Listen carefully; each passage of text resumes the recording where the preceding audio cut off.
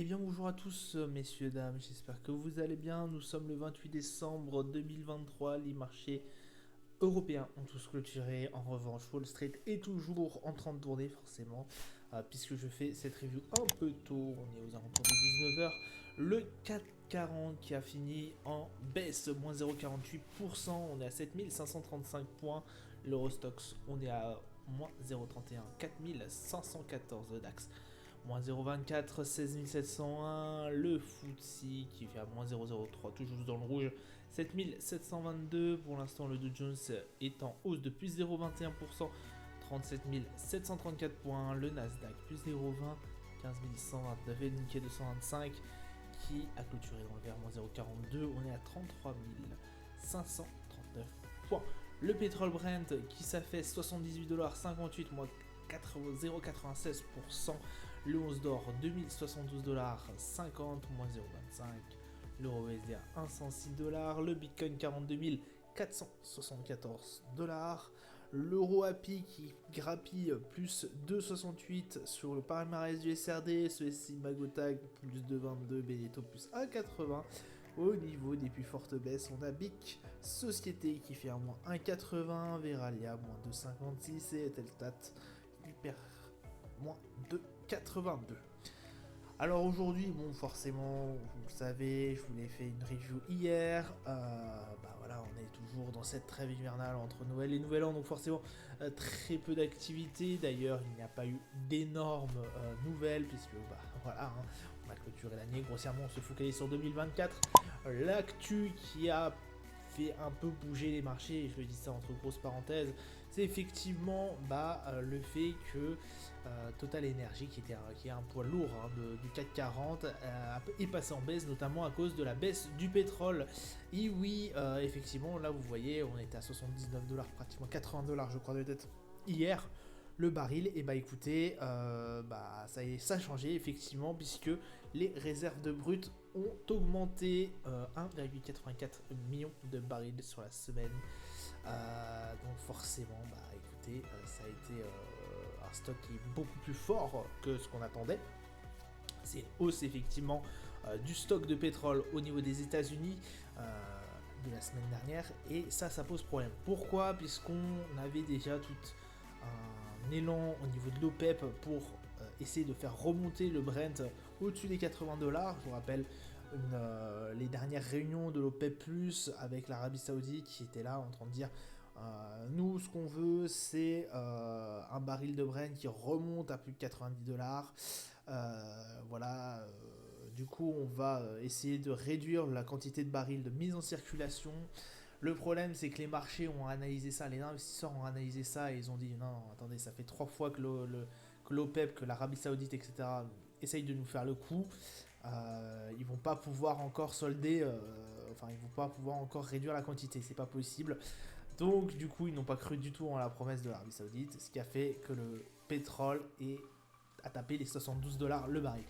Il est remonté puisqu'on a des soucis d'approvisionnement au niveau du passage de la mer Rouge, puisqu'effectivement il y a toute une piraterie entre parenthèses, je dis piraterie puisque bref, vous allez regarder les actualités au niveau de la mer Rouge, c'est très très compliqué, que ce soit au niveau de Shell, CMA, CGM qui veulent essayer de passer leurs pétroliers par la mer Rouge.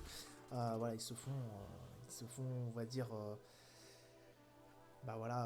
pirater, ils se font prendre leur navire entre parenthèses, et du coup ils ont arrêté complètement de passer par cette voie là, ce qui met beaucoup plus de temps, et forcément ça fait grimper le baril du Brent, le baril tout court, même le pétrole d'une façon globale. Forcément quand le pétrole descend, parce que là on part du principe que aujourd'hui on a eu la nouvelle comme quoi le niveau de baril au niveau des États-Unis était bien plus important que ce qu'on espérait. Forcément, ça influe sur le sur le prix du pétrole, et Total Energy se voit du coup là se voit reculer, et comme il se fait reculer, forcément ça impacte le CAC 40 qui a de ce fait été impacté par cette actu. Voilà, donc c'est pour ça qu'on a fini avec un CAC 40 à moins 0,48%, et ça a été vraiment la grosse actu, j'ai envie de vous dire, au niveau de nos marchés, en tout cas aujourd'hui. Calendrier d'annonce économique, on n'avait rien du tout à regarder, à se mettre sous la dent, et demain je crains que ça soit la même chose. Trêve hivernale se fait, donc bon, bah voilà, pas grand chose à dire. De toute façon, on va vite le voir sur les marchés. On a un CAC 40, alors lui qui a reculé, parce qu'effectivement, on a 7539, on sauvegarde, on garde toujours nos 7500, pardon. 61 au niveau du RSI, donc on repasse en dessous de la zone de surachat. On va se rapprocher, attention, de la moyenne qui est à 50, donc il nous reste quand même 11 points et quelques. Bon, ça reste quand même très très correct. On est toujours très très proche de 7006. Voilà, pas de grosses nouvelles non plus. Bon, très peu de volume. Voilà, encore moins qu'hier. Déjà qu'hier il n'y avait pas grand chose. Là, il y en a encore moins. Le Brent qui a eu un peu de volume, bon moins que hier, mais on est à 77,90 $. On est sur les plus bas de la journée. Voilà, ça continue de descendre. On est à 45 au niveau du RSI. On est passé en dessous de la moyenne. Rien de catastrophique pour l'instant, mais effectivement, on pourrait repartir sur une belle baisse et aller, pourquoi pas, rechercher les 72 $. Le Brent, ce qui ne m'étonnerait absolument pas. Voilà ce qu'on pouvait dire au niveau du Brent, 45 au niveau du RSI, MACD, voilà, qui reste toujours sur cette tendance baissière. Et voilà. Le 11 d'or qui stoppe un peu sa progression après 4 séances d'affilée. On est à 2073 points. Je vous rappelle qu'on était sur le plus haut sommet hier. Voilà, en clôture, en tout cas, en clôture, on a été sur la plus haute performance du 11 d'or historique.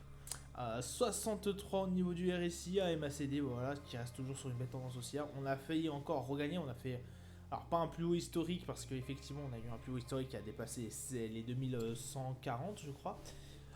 Mais en tout cas, un sommet, on a fait un beau sommet, entre parenthèses, un beau sommet durant cette journée. Voilà, aux environs des 2084 et quelques, je crois. Donc voilà, ça s'est bien passé pour l'or. Enfin, bien passé, oui et non, puisque là, elle est en baisse. Le 11 d'or est en baisse pour, à mon avis, la fin de la journée. Le S&P qui reste, qui est sur une note stable. Hein, écoutez, 4787 points, 74 au niveau du RSI. On est toujours très très fort au niveau du RSI. Bien au-dessus de la zone de surachat. Le MACD en tendance haussière. Très peu de volume, encore moins qu'hier. Déjà qu'hier, il n'y en avait pas grand-chose. Aujourd'hui, il y en a encore moins, donc pas non plus grand chose à dire. Le Nasdaq, lui, est aussi à l'équilibre. MACD en tendance haussière, pareil, encore moins de volume qu'hier. Le RSI à 73, on reste toujours au-dessus de la zone de surachat. Et enfin le Dow Jones qui lui progresse un tout petit peu, 37 772. On est à 78 au niveau du RSI, on reste toujours sur un RSI assez puissant. Et écoutez, un MACD en tendance haussière. Et par contre, pour le volume, c'est pareil, encore moins qu'hier. Voilà, ça sera tout pour moi pour aujourd'hui. Je vous souhaite une excellente journée, de bonnes fêtes à vous si on ne se revoit pas d'ici là. Malgré le fait que je fais une review demain et j'essaierai de vous faire éventuellement une vidéo pour clôturer cette fin d'année. Voilà, et vous souhaiter des meilleurs vœux. Bref, j'essaierai de vous faire ça ce week-end. Et je vous dis à plus tard. Ciao, ciao.